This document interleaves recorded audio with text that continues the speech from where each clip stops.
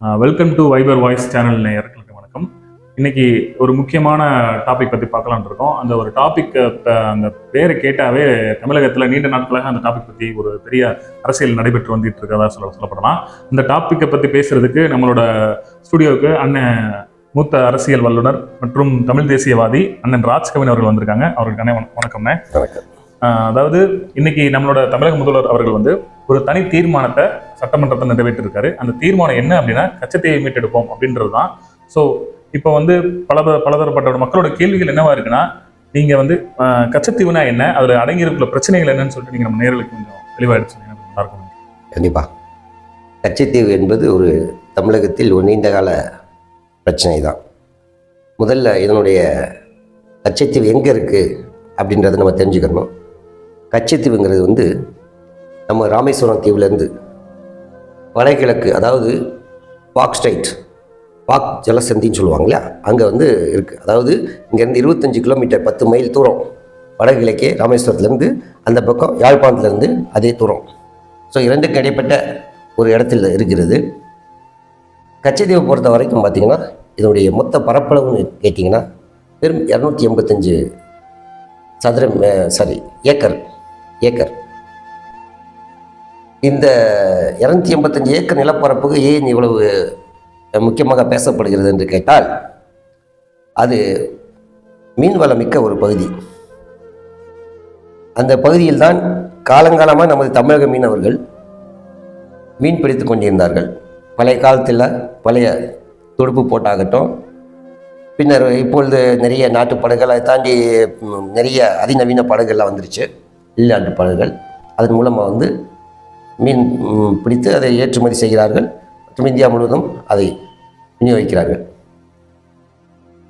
இன்று அந்த கச்சத்தீவு நம்மிடம் இருந்து போய்விட்டது. கச்சத்தீவு வந்து கச்சத்தீவோட வரலாறு உங்களுக்கு தெரிஞ்சுக்கணும். கச்சத்தீவு வந்து பார்த்திங்கன்னா, இது கச்சத்தீவு மாதிரி வந்து அந்த ராமேஸ்வரத்தை சுற்றி உள்ள பகுதியில் ஒரு 12 தீவுகள் இருக்கின்றன. முயல் தீவு, நல்லெண்ணி தீவு, உப்பு தண்ணி தீவு, அப்படியாக ஒரு கச்சத்தீவு போல 12 தீவுகள் உள்ளன. இந்த தீவுகள் எப்படி உருவாகியது என்று கேட்டால், கிட்டத்தட்ட ஒரு 600 ஆண்டுகளுக்கு முன்னர் புயல் மற்றும் நீரோட்டம் மாறும்போது கடலில் இது போன்ற தீவுகள் உருவாகும், மலைகள் உருவாகும், வளரும் என்றெல்லாம் கேள்விப்பட்டிருப்பீங்க. அது உண்மையும் கூட. அப்படி உருவான ஒரு தீவு தான். சரியாக சொல்ல வேண்டும் என்றால் ஆதாம் பிரிட்ஜ், அதாவது ராமர் பாலம் என்று சொல்வார்களே, அதிலிருந்து கச்சத்தீவு வரை இலங்கைக்கு தாரை வார்த்து கொடுக்கப்பட்டது. என்ன காரணத்தினால அந்த செயல் வந்து அப்போ உள்ள அரசாங்கம், அப்போ இருந்த அரசாங்கம் யாரு, என்ன காரணத்தினால அந்த செயலை செய்தார்கள்?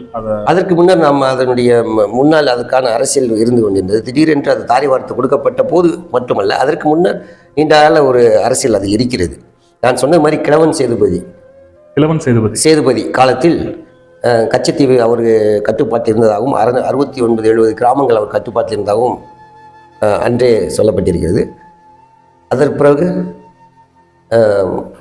கிழக்கிந்திய கம்பெனி இந்தியாவுக்கு வந்தபோது கிழக்கிந்திய கம்பெனி அதை சேதுபதியிடம் பெற்று குத்தகைக்கு அதை எடுத்து வைத்திருந்ததாக சொல்கிறார்கள். 1805ஆம் ஆண்டு என்று நினைக்கிறேன். 805ஆம் ஆண்டு சேதுபதியினுடைய வாரிசு இல்லை என்னும் காரணத்தினால் அது மன்னராட்சியிலிருந்து ஜமீன்தாரின் ஆட்சியாக மாறியது. அதன் பிறகு 1858ஆம் ஆண்டு கிழக்கிந்திய கம்பெனியிடமிருந்து பிரிட்டிஷ் இந்தியா அதை எடுத்துக்கொண்ட பிறகு அது அவர்களின் கட்டுப்பாட்டில் இருந்தது. ஆனால் தொடர்ந்து சேதுபதிகள் அவர்கள் வெளியிட்ட அறிக்கைகளில் அதை பல முறை குத்தகைக்கு விட்டிருக்கிறார்கள். அங்கே இருக்க பவளப்பாறைகள் இதிலெல்லாம் உள்ள அந்த இதை எடுப்பதற்காக வந்து தொடர்ந்து எடுத்திருக்கிறார்கள். சலீம் மரக்காயர் தான் அது ஏதோ ஒரு முரண்டு இருவர் அந்த காலத்திலே அவர்களுக்கு குத்தகைக்கு விட்டிருக்கிறார்கள். தொடர்ந்து இப்படி இருந்து கொண்டிருந்த 1905, 1929, 35 அந்த காலகட்டத்தில் சேதுபதி அரண்மனையிலிருந்து வெளியிடப்பட்ட அறிக்கையில் கூட அவள் தொடர்ந்து அவர்களின் வசம்தான் இருந்திருக்கிறது. இந்தியா சுதந்திரம் பெற்ற பிறகு 1947க்கு பின்னர் அது இந்திய அரசின் கீழ் வந்த பிறகு 1972 வரை அது இந்திய அரசிடம்தான் இருந்தது. 1972 பங்களாதேஷ் பாகிஸ்தான் போர் வந்தது. அப்பொழுது அந்த போரில் இந்தியா வெற்றி பெற்று பங்களாதேஷை தனி நாடாக உருவாக்கி வைத்தது. அதன் காரணமாக பாகிஸ்தான் இந்தியாவின் மீது கோபம் கொண்டு சீனாவுடன் ஒரு நட்புறவை ஏற்படுத்தி கொண்டு அவர் நமக்கு எதிராக ஒரு இலங்கை நட்பு நாடாக ஏற்றுக்கொள்வதற்கு அவர்கள் அன்றிருந்த சிறிமாவோ பண்டாரநாயக்க ஆட்சி செய்து கொண்டிருந்தார். அப்பொழுது அவர்தான் பிரதமர். அவருடன் ஒரு நட்புறவை ஏற்படுத்த முயன்றார்கள். இதை தெரிந்து கொண்ட அன்றைய பிரதமர் இந்திரா காந்தி அம்மையார் அவர்களிடம் குறைந்தபட்சம் அவர்களை பாகிஸ்தான் சைனாவை உள்ளே விடக்கூடாது என்பதற்காக அவர்களிடம் அன்று இது சொல்லப்படுகிறது, அது காரணம் சொல்கிறார்கள், அதனால் தாரை வார்த்தை சொல்கிறார்கள். அன்று இங்கே தமிழ்நாட்டில் கலைஞர் கருணாநிதி ஆட்சி நடந்து கொண்டிருந்தது. அன்று இந்த கச்சத்தீவு தாரை வார்க்கக்கூடாது என்ற எதிர்ப்பு குரலில் எழுந்தனர் தமிழ்நாட்டில். மத்தியில் அன்றிருந்த திமுகவை சேர்ந்த எம்பி என்று நினைக்கிறேன் ராஜ்செல்லின் அவர்கள் பாராளுமன்றத்தில் இது விஷயமாக நிறைய எதிர்ப்பெல்லாம் பதிவு செய்திருக்கிறார். அதெல்லாம் ஆனால் பதிவு செய்ததோடு நிறுத்தாமல் இந்த கச்சத்தீவு தாரை வார்த்தை எதிர்த்து ஏன் வழக்கு தொடரவில்லை என்பதுதான் இன்று வரை புரியவில்லை. ஒருவேளை வழக்கு தொடர்ந்திருந்தால் அதில் ஏதாவது ஒரு தீர்வு கிடைத்திருக்கும். அது இன்று வரை தெரியவில்லை. அதற்கு அன்றைய இந்திரா காங்கிரஸ் அரசுக்கும் இங்குள்ள திமுக அரசுக்கும் என்ன உடன்பாடு என்பது தெரியவில்லை. இன்று மாற்றி மாற்றி சொல்கிறார்கள். ஆனால் அன்று இதுதான் நடந்தது. தொடர்ந்து 1974 வழங்கப்பட்ட அந்த கச்சத்தீவானது அதில் அன்று கொஞ்சம் சிறிது அனைத்து கட்சி தீர்மானம் எல்லாம் நிறைவேற்றிய அதை பற்றி விவாதம் செய்தார்கள். அதன் காரணமாக மத்திய அரசு 2 தீர்மானங்களை அதனுடன் சேர்த்தது. ஒன்று, கச்சத்தீவை தமிழக மீனவர்கள் வலைப்பாயப்படுவதற்கு பயன்படுத்திக் கொள்ளலாம், அங்கு இருக்கும் அந்தோனியார் கோயிலுக்கு சென்று வழிபடலாம். இந்த 2 தீர்மானம் 5, 6 என்று நினைக்கிறேன் நிறைவேற்றினார்கள். அதை தொடர்ந்து அப்படியே 74 83 வரை தொடர்ந்து அந்தோனியார் திருவிழா நடத்தப்பட்டது. இங்கிருந்து குறிப்பாக சொல்ல வேண்டும் என்றால் தங்கச்சி மடம் அந்த சாமியார் பாதிரியார்கள் சென்று அங்கே கச்சத்தீவு அந்தோனியார் திருவிழாவை நடத்தி கொண்டு தான் இருந்தார்கள். யாழ்ப்பாண மறை மாவட்டத்தை சேர்ந்த அங்கிருந்த அந்த பாதிரியார்கள் அந்த திருவிழாவை நடத்தினார்கள். 83ஆம் ஆண்டு கொழும்புவில் ஏற்பட்ட ஒரு மிகப்பெரிய இனக்கலவரம் என்று தான் சொல்ல வேண்டும். தமிழர்களுக்கு எதிரான பயங்கரமான ஒரு படுகொலைகள் மற்றும் அங்கே இருந்த தமிழர்களின் சொத்துக்கள் சூறையாடப்பட்டன. அதன் பின்னர் அந்த திருவிழா நிறுத்தப்பட்டு கிட்டத்தட்ட 2002 வரை அந்த அந்தோனியார் திருவிழா கூட நடக்கவில்லை. ஒரு 2002க்கு மறுபடியும் இன்று வரை யாழ்ப்பாண மறை மாவட்டத்தை சேர்ந்த அந்த பாதிரியார்கள் அந்தோனியார் திருவிழா நடத்துகிறார்கள். அங்கிருந்து போகிறார்கள், வருகிறார்கள். ஆனால் நமக்கு என்னவென்றால் இந்த கச்சத்தீவை தாரை வார்த்து கொடுத்ததன் காரணமாக நமது மீனவர்கள் கிட்டத்தட்ட 5000 மீனவர்கள் கொல்லப்பட்டிருக்கிறார்கள். 5000 மீனவர்கள் வலை காயப்போடுவதற்காகவோ எல்லையை தாண்டி விட்டார்கள் என்று சொல்லி இவர்களை இலங்கை இராணுவம் கொலை செய்திருக்கிறது. அதற்கு இதுவரை எந்த தீர்வும் இல்லை. மத்திய மாநில அரசுகள் எதுவுமே செய்யாத பட்சத்தில் மீனவர்கள் இன்று வரை தங்களுடைய வாழ்வாதாரத்தை உறுதி செய்ய முடியாத ஒரு சூழ்நிலை இருக்கிறார்கள். கச்சத்தீவு என்பது தொடர்ந்து ஒரு அரசியலுக்காக மட்டுமே திமுக அரசு பயன்படுத்தி வந்து கொண்டிருக்கிறது. திமுக அரசை கடந்த 50 ஆண்டுகளாக உள்ள இந்த பிரச்சனையில் 20 ஆண்டுகள் திமுக ஆட்சியில் இருந்து அப்போது வரை எதுவுமே செய்யாதவர்கள் இனி தீர்மானம் நிறைவேற்றி என்ன செய்ய போகிறார்கள்? முழுக்க இது பாரதிய ஜனதாவுக்கு எதிரான ஒரு திமுக செய்யும் அரசியலாகத்தான் பார்க்கப்படும். மக்கள் இதை எந்த அளவுக்கு நம்புவார்கள் என்று தெரியவில்லை.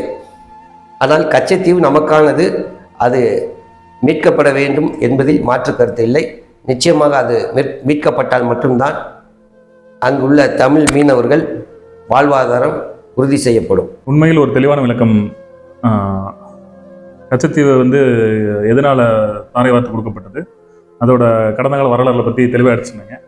அதாவது இப்போ என்ன கேள்வி எழுது அப்படின்னா, நீங்கள் சொன்னது மாதிரி 20 ஆண்டுகால ஆட்சியில் இருந்த திமுக, 30 ஆண்டுகால எதிர்க்கட்சியாக இருந்த திமுக அரசாங்கம் தற்போது ஆளுங்கட்சியாகி 4 வருடங்கள் கடந்து 5வது வருடத்தை நிறைவு செய்யும் தருவாயில் உள்ள நிலையில் தற்போது இந்த தனி தீர்மானம் என்ற ஒரு தீர்மானத்தை, கச்சத்தீவை மீட்பதற்கான தீர்மானத்தை நிறைவேற்றுவதற்கான உள்நோக்கம் என்னவாக இருக்கும் அப்படின்னு நேயர்களுக்கு கொஞ்சம்.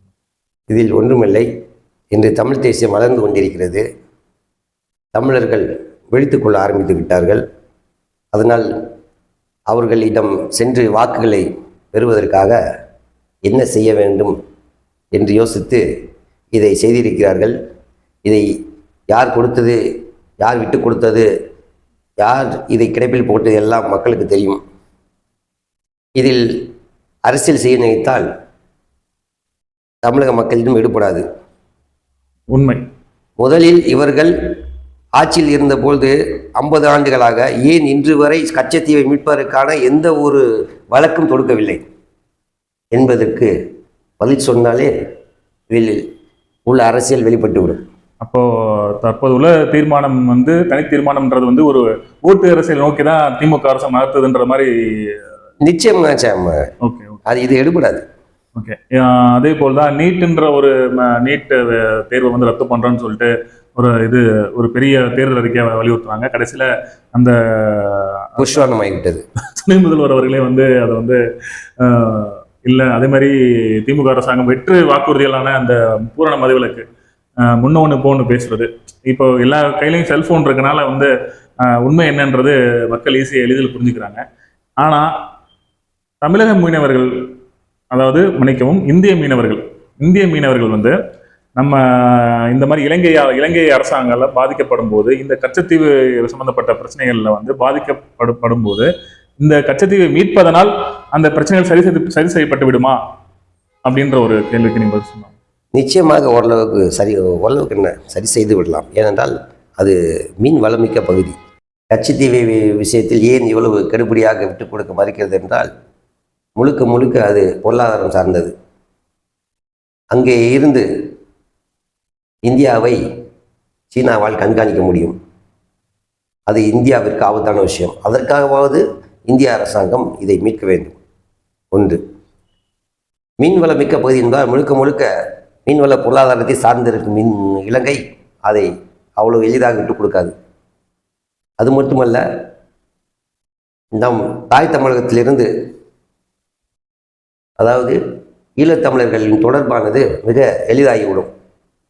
அப்படி ஏற்படுவது சிங்களர்களுக்கு ஒரு சவாலான, ஒரு நெருக்கடியான விஷயமாக மாறும். இதையெல்லாம் கணக்கில் கொண்டுதான் இலங்கை அரசு அதை விட்டுக் கொடுக்க மறுக்கிறது, விட்டுக் கொடுக்கவும் செய்யாது. சரியா சொன்னீங்க. அதாவது இந்த இந்த கச்சத்தீவு பிரச்சனை ஒரு புது பிரச்சனை அனைத்து மக்களாலும் பார்க்கப்பட்டு வருகிறது. அதனாலதான் இன்றைய அந்த சட்டப்பேரவை தனி தீர்மானத்துல கூட அனைத்து கட்சிகளும் ஒருமனதாக ஆதரவு தெரிவிச்சிருக்காங்கன்னு சொல்லலாம். ஸோ எது எப்படியோ மக்கள் எதிர்பார்ப்போம் நம்மளோட எதிர்பார்ப்போம் கச்சத்தீவை மீட்டெடுக்கிறதெல்லாம் இருக்கு. ஸோ எதிர்வரும் காலம் இந்தியாவின் பாதுகாப்புக்கும் கூட அது முக்கியமான ஒன்று. கண்டிப்பா எதிர்வரும் வேண்டிய அவசியம் இருக்கிறது. கண்டிப்பா நம்ம முதல்வர் சொல்லியிருக்க மாதிரி இலங்கை செல்லும் நம்ம பிரதமர் இதை பத்தி வலியுறுத்துவாருன்னு நம்புவோம். நேயர்களுக்கு நிச்சயமாக இது மீட்கப்பட்டால் தமிழர்களுடன் சேர்ந்து நானும் மகிழ்வேன். ரொம்ப நன்றிண்ணே.